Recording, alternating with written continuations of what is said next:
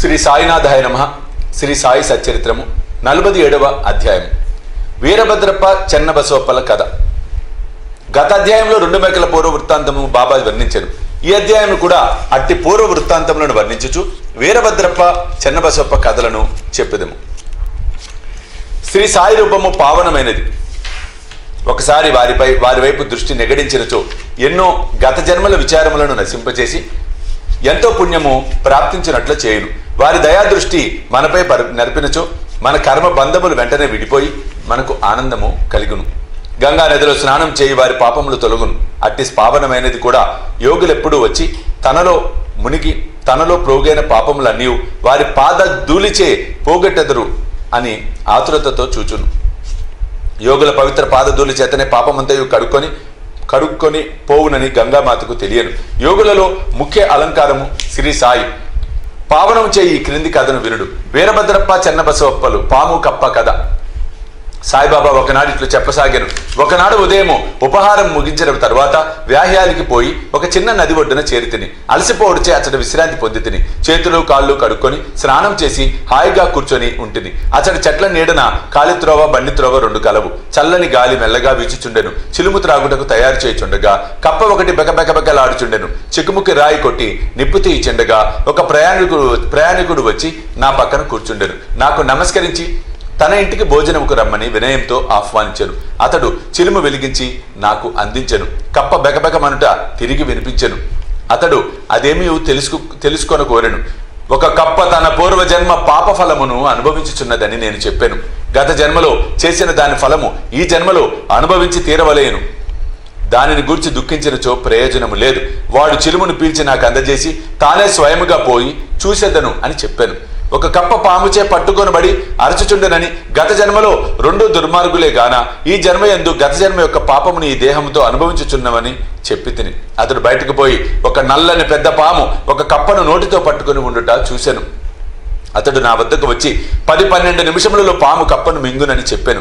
నేను ఇట్లాంటిని లేదు, అట్లు జరగదు, నేనే దాని తండ్రిని, నేనిచటనే ఉన్నాను, పాము చేత కప్పనెట్లు తినిపించదను, నేనిక్కడ ఊరికనే ఉన్నానా, దానినెట్లు విడిపించదనో చూడుము. చిలుము పీల్చిన పిమ్మట మేము ఆ స్థలముకు పోయితిమి. అతడు భయపడెను. నన్ను కూడా దగ్గరికి పోవద్దని హెచ్చరించెను. పాము మీద పడి కరుసునని వాని భయము. అతని మాటలు లెక్కించక నేను ముందుకు పోయి ఇట్లాంటిని, ఓ వీరభద్రప్ప, నీ శత్రువు చెన్నబసవప్ప కప్ప జన్మనెత్తి పశ్చాత్తాపపడుట లేదా? నీవు సర్పజన్మనెత్తినప్పటికీ వాని ఎందు శత్రుత్వం వహించి ఉన్నావా? ఛీ, సిగ్గులేదా? మీ ద్వేషములను విడిచి శాంతింపుడు. ఈ మాటలు విని ఆ సర్పము కప్పను వెంటనే విడిచి నీటిలో మునిగి అదృశ్యమయ్యాను. కప్ప కూడా గంతు వేసి చెట్లు పొదలలో దాకెను. బాటసారి ఆశ్చర్యపడెను. మీరన్న మాటలకు పాము కప్పునెట్లా వదిలినది, ఎట్లా అదృశ్యమయ్యాను? వీరభద్రప్ప ఎవరు? చెన్నబసవప్ప ఎవరు? వారి శత్రుత్వంకు కారణమేమిటి అని అతడు ప్రశ్నింపగా అతనితో కలిసి చెట్టు మొదటికి పోయి తిని చిలుము కొన్ని పీల్పులు పీల్చి అతనికి వృత్తాంతమంతయు ఈ రీతిగా బోధించి తిని. మా ఊరికి 4-5 మైళ్ళ దూరమున ఒక పురాతన శివాలయం కలదు. అది పాతబడి శిథిలమయ్యను. ఆ గ్రామంలోని ప్రజలు దానిని మరమ్మతు చేయుటకై కొంత ధనము ప్రోగు చేసిరి. కొంత పెద్ద మొత్తము ప్రోగైన పిమ్మట పూజ కొరకు తగిన ఏర్పాటు చేసిరి. మరమ్మతు చేయుటకు అంచనా వేసిరి. ఊరిలో ధనవంతుని కోశాధికారిగా నియమించి సర్వము అతని చేతిలో పెట్టిరి. లెక్కలు చక్కగా వ్రాయి బాధ్యత వానిపై పెట్టిరి. వాడు పరమలోభి. దేవాలయమును బాగు చేయటకు కూడా చాలా తక్కువ వ్యయము చేశాను. దేవాలయం అభివృద్ధి కాలేదు. అతడు ధనమంతయు ఖర్చు పెట్టెను. కొంత తాను మింగెను. తన సొంత డబ్బు కొంచెమైనను దానికై వెచ్చించలేదు. తీయని మాటలు చెప్పేవాడు. అభివృద్ధి కాకుండాకేవో కారణాలు చెప్పేవాడు. గ్రామస్తులు తిరిగి వాని వద్దకు పోయి అతడు సొంతముగా తగిన ధనసహాయం చెయ్యని ఎడల మందిరము వృద్ధి కాదని చెప్పిరి. వాని అంచనా ప్రకారము పని సాగించవలసినదని చెప్పుచు మరికొంత ద్రవ్యమును వసూలు చేసి ఇచ్చిరి. వాడు ఆ ధనమును పుచ్చుకొని పూర్వము వలె ఊరక కూర్చుండెను. కొన్నాళ్ళ పిమ్మట మహాదేవుడు వాని భార్యకు కలలో కనిపించి ఇట్లు చెప్పాను, నీవు లేచి దేవాలయము శిఖరము గట్టుము, నీవు ఖర్చు పెట్టిన దానికి 100 రెట్లు ఇచ్చేదను. ఆమె ఆ దృశ్యమును తన భర్తకు చెప్పెను. అది ధనము వ్యయమగుటకు హేతువగునేమో అని భయపడి ఎగతాళి చేయుచు అది ఉత్త స్వప్నమని, దాన్ని నమ్మవలసిన అవసరం లేదని, లేకున్నచో దేవుడు తనకు కూడా స్వప్నంలో చెప్పవలను కదా, తాను మాత్రం దగ్గరలేనా అనెను. ఇది దుస్వప్నము వల్లే కనిపించుచున్నది. భార్యాభర్తలకు విరోధము కల్పించినట్లుగా తోచుచున్నదని సమాధానం చెప్పాను. అందుచే ఆమె ఊరుకొనవలసి వచ్చెను. దాతలను బాధించి వసూలు చేయే పెద్ద మొత్తము చందాల యందు దేవునికి ఇష్టముండదు. భక్తితోనూ ప్రేమతోనూ మన్ననతోనూ ఇచ్చిన చిన్న మొత్తాలైన దైవం ఇష్టపడను. కొన్ని దినముల పెంబట దేవుడు ఆమెకు స్వప్నంలో తిరిగి కనిపించి ఇట్లనెను, భర్త దగ్గర ఉన్న చందాల గూర్చి చికాకు చెందని అవసరము లేదు. దేవాలయము నిమిత్తం ఏమైనా వ్యయము చేయమని అతనిని బలవంతము చేయవద్దు. నాకు కావలసినది భక్తి మరియు సద్భావం. కాబట్టి నీకిష్టమున్న సొంతం ఏదైనా ఇవ్వవలెను. ఆమె తన భర్తతో సంప్రదించి తన తండ్రి ఇచ్చిన బంగారు నగలు దానం చేయ నిశ్చయించెను. ఆ లోబి ఈ సంగతి విని చికాకు చెంది భగవంతుని కూడా మోసం చేయ నిశ్చయించెను. ఆమె నగలను ఎంతో తక్కువ ధర కట్టి 1000 రూపాయలకు తానే కొని నగదుకు బదులుగా ఒక పొలమును దేవదేయముగా ఇచ్చెను. అందులోకి భార్య సమ్మతించెను. ఆ పొలము వాని సొంతది కాదు, అది పేదరాలకు డుబ్కి అను ఆమెది. ఆమె దానిని 200 రూపాయలకు కొదో అంటే అప్పు పెట్టి ఉండెను. ఆమె దానిని తీర్చలేకపోయాను. ఆ టక్కరి లోబి తన భార్యను, డుబ్కీని, దైవమును అందరినీ మోసగించెను. ఆ నేల పనికిరానిది, సాగులేనిది, దాని విలువ తక్కువ, దాని వలన ఆదాయం కూడా ఏమీ లేదు. ఈ వ్యవహారం ఇట్లు సమాప్తి చెందెను. ఆ పొలమును పూజారి అధీనంలో ఉంచిరి. అందులోకి అతడు సంతసించెను. కొన్నాళ్ళకు ఒక చిత్రం జరిగాను. గొప్ప తుఫాను సంభవించెను. కుంభవృష్టి కురిసెను. లోబి ఇంటికి పిడుగుపాటు తగిలి వాడి భార్య చనిపోయిరి. డుబ్కీ కూడా కాలగతి చెందెను. తరువాతి జన్మలో ఆ లోబి మధురా పట్టణంలో ఒక బ్రాహ్మణ కుటుంబంలో పుట్టి వీరభద్రుడు అన్న పేరును పొందెను. అతని భార్య పూజారి కుమార్తెగా జన్మించెను. ఆమెకు గౌరి అని పేరు పెట్టిరి. డుబ్కీ మందిర గౌరవని ఇంటిలో మగ శిశువుగా జన్మించెను. అతనికి చెన్నబసోప్ప అని పేరు పెట్టిరి. ఆ పూజారి నా స్నేహితుడు. అతను నా వద్దకు తరచుగా వచ్చుచుండెను. నా వద్ద కూర్చుండి మాట్లాడుచు చిలుము పీల్చేటివాడు. అతని కుమార్తె గౌరీ కూడా నా భక్తురాలు. ఆమె త్వరగా ఎదుగుచుండెను. ఆమె తండ్రి వరుణుకై వెతుకుచుండెను. ఆ విషయంపై చికాకు పడని అవసరం లేదని, ఆమె భర్త తానే వెతుక్కొని వచ్చునని చెప్పాను. కొన్నాళ్లకు వీరభద్రప్ప తన బీద బ్రాహ్మణ బాలుడు భిక్షకై పూజారి ఇంటికి వచ్చెను. పూజారి నా సమ్మతి ప్రకారం వానికి గౌరీనిచ్చి పెళ్లి చేశాను. అతడు కూడా నా భక్తుడయ్యను. ఏలన పిల్లలను కూర్చుంది కదా అని అతడు నా యందు విశ్వాసం చూపుచుండెను. వాడు ఈ జన్మలో కూడా ధనమునకై మిగులు తాపత్రయపడుచుండెను. నా వద్దకు వచ్చి అతడు కుటుంబంతో ఉండుడిచే తనకు ఎక్కువ ధనం వచ్చినట్లు చేయమని బతిమలాడుచుండెను. ఇట్లుండగా కొన్ని విచిత్రములు జరిగాను. ధరలు హఠాత్తుగా పెరిగాను. గౌరీ అదృష్టము కొద్దీ పొలము ధర పెరిగాను. కానుకగా ఇచ్చిన పొలము 1,00,000 రూపాయలకు అమ్మిరి.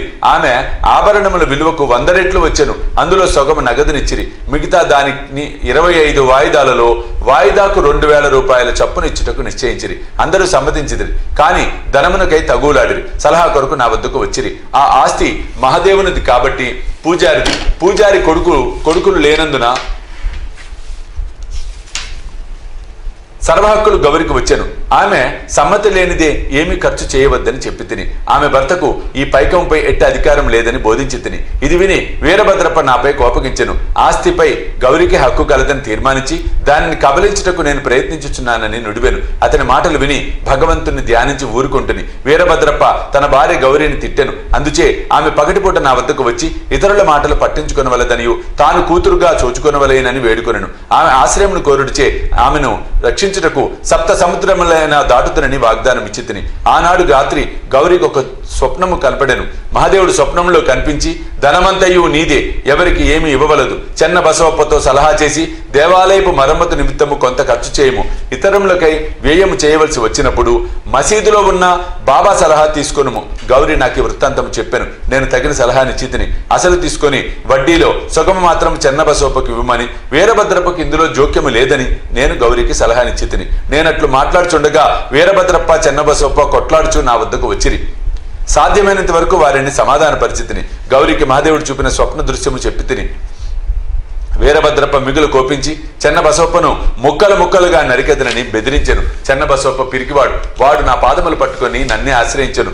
కోపిష్టి శత్రువు బారి నుండి కాపాడదనని వానికి వాగ్దానం చేసి తిని కొంతకాలము వీరభద్రప్ప చనిపోయి పాముగా జన్మించెను. చెన్న బసవప్ప కూడా చనిపోయి కప్పగా జన్మించెను. చెన్న బసవప్ప బెకబెకలాడుట విని నేను చేసిన వాగ్దానమును జ్ఞప్తికి తెచ్చుకొని ఇక్కడికి వచ్చి వానిని రక్షించి నా మాటను పాలించుకుంటుని భగవంతుడు ఆపద సమయములందు భక్తులను రక్షించుటకై వారి వద్దకు పరిగెత్తును. భగవంతుడు నన్ను చెట్టుకు పంపి చెన్న బసవప్పను రక్షించెను. ఇదంతయు భగవంతుని లీల నీతి. ఈ కథ వల్ల మనం నేర్చుకున్న నీతి ఏమన్నా, ఎవరు చేసిన దానిని వారే అనుభవించవలెను. ఇతరులతో గల సంబంధములన్నిటినీ బాధను కూడా అనుభవించవలెను. తప్పించుకున్న సాధనము లేదు. తనకెవరితోనైనా శత్రుత్వము ఉన్న ఎడల దానిని తీర్చవలెను. రుణము గాని శత్రుత్వ శేషము గాని ఉన్నచో దానికి తగిన బాధ పడవలెను.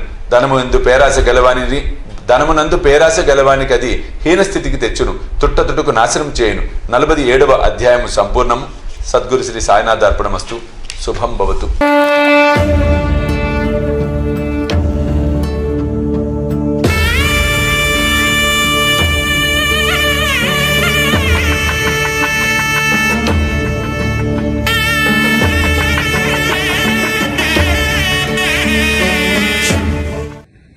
సాయి దివ్య రక్షా కవచ